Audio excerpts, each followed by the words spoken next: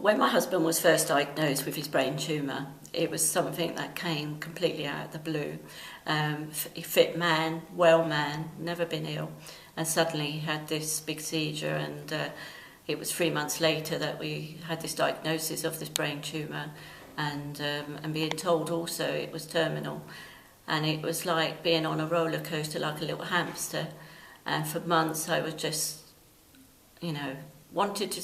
Well, we went through a period, both of us, of like the shock, felt numb, felt sadness, great sadness.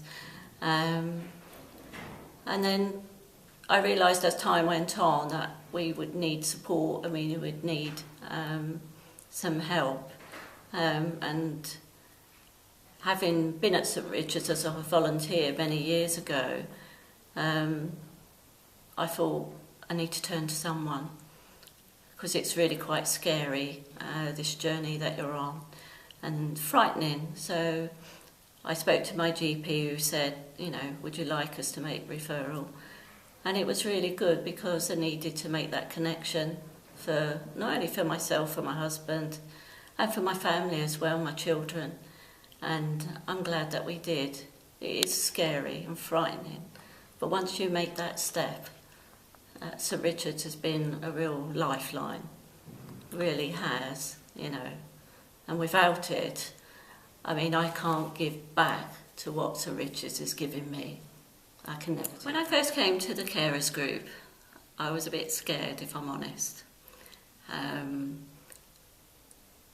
Not knowing, obviously, meeting new people, which was a little bit scary for me, and coming into a new group setting, feeling anxious. And since I've been here, I've made some marvellous friends, new friends, and everyone's so friendly. And it's like a lifeline.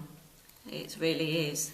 It's somewhere where I come, I feel safe, to talk about, what I'm experiencing at home, in confidence, and also sharing knowledge and experience with other people that are going through similar things that you are.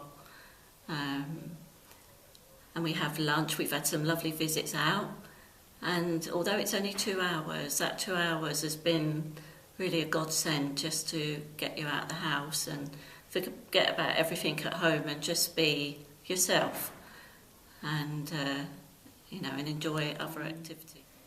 It's all about, I think the big difference with the carers group and any other thing that you're involved in when you're caring for someone with a life-limiting illness or an incurable disease, is that it's all about you as a carer, whereas everything else that you're involved in is obviously about your cared for person.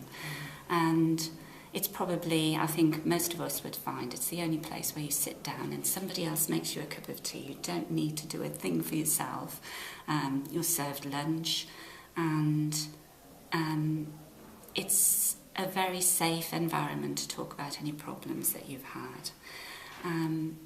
We usually have a round the room discussion about anything that's happened with us. You can join in if you want to, there's no pressure.